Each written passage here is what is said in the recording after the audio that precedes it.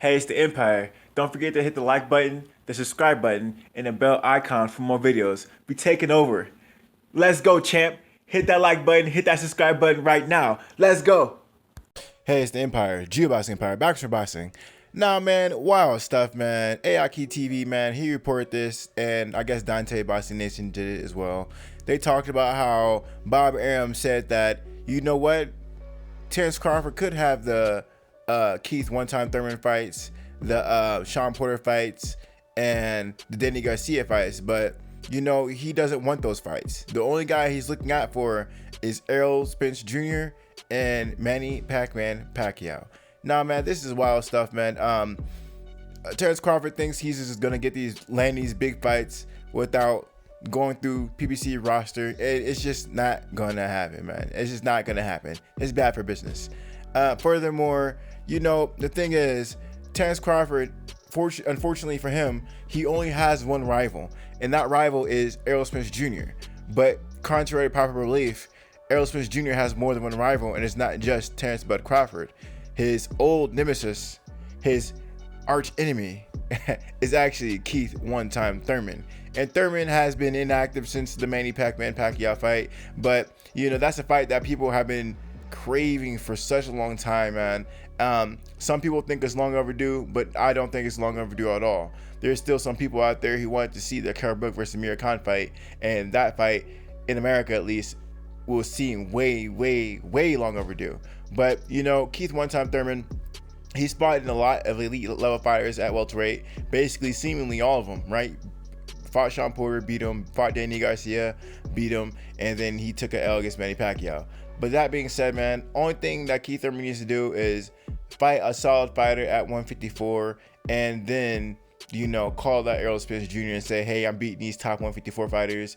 I'm bigger than you, stronger than you, and then the circle, the cat and mouse game will continue with that again.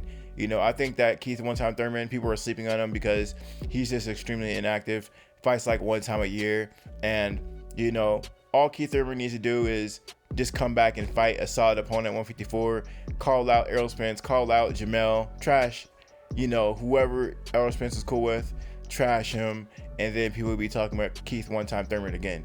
It's extremely rare in boxing you have a fighter who's as explosive, personality-wise. Keith one-time Thurman is actually well-spoken, right? He's energetic. He calls out everyone, and he seems like he wants that work with any fighter. That being said, you look at his style in the ring, he's really explosive, leaping left hooks, leaping straight rights. He does Roy Jones Jr.-esque type style with the hopping around the ring, just really energetic. So, man, that being said, yeah, man, Keith Thurman is definitely a rival of Errol Spence Jr., along with Terance Bud Crawford, man.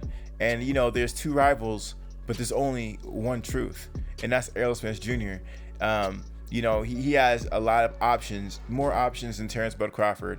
And let's not forget the Manny Pac-Man Pacquiao fight. That fight is always there. Pacquiao doesn't seem like he's losing to anyone anytime soon. If he fought anyone that's not a world champion right now outside of Errol Spence and Terance Bud Crawford, it's hard to see him losing. The only fighter I can see giving Manny Pacquiao any kind of problems right now is, well, I guess there's two fighters, right? Maybe a Sean Porter just because he's so aggressive, and a Jaron Ennis Boots. I think he's a phenomenal boxer, but we gotta see him fight more elite level opposition.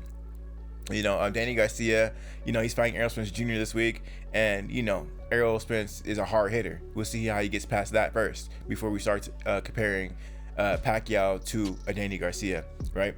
That being said, man, Errol Spence, it seems like he has unlimited probabilities, just with the matchmaking. It's just explosive, man. We all know that the 154 division is just pure PBC fighters. Jamel Charlo just got all three titles at 154, and there's like one left. I keep forgetting the guy's name who has the WBO title at 154, but it used to be Jamie Mingua, right? I'm not sure when he vacated that title, but something happened there. But yeah, man, Terance Bud Crawford, he's most likely going to have to come to PBC to get these big fights for sure.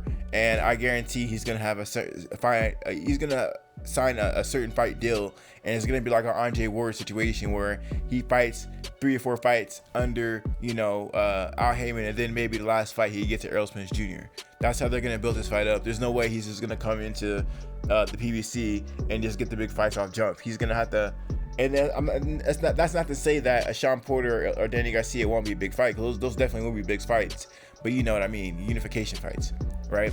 They're gonna have a certain fight deal with him, and he's gonna have to go through the roster, man. He's gonna have to go through the roster. But yeah, man, I thought I'll talk about it, man. People are really forgetting about Keith One Time Thurman. The guy only lost to Pacquiao. I think he can come back. He really didn't take too much punishment in that Pacquiao fight, even though he got dropped in a fight early in the round. It was like by a jab. He ran in with all kind of punches, and Pacquiao dropped him with a jab. Pacquiao looked great in that fight. I was shocked. But anyway, man, Keith One Time Thurman came back strong in the later half of the fight. It shows you he still has it. He's just inactive. If Keith Thurman can stay not getting injured, he'd be a better fighter. What makes him so great, his explosiveness maybe cost him his career, because he's so explosive that he injures himself because his hooks are too wide and he's too athletic. Sometimes it's more about technique, because when you punch with the proper technique, you shouldn't be hurting yourself. Those are facts, man. Those are facts. Anyway, man, let me know how you guys feel about it, though. My boy, Errol Spence Jr., man. 2 rivals, 1 truth. Let me know how you guys feel about it, though. Like, comment, subscribe. This is the Empire. GeoBasket Empire. Peace. GeoBasket Empire.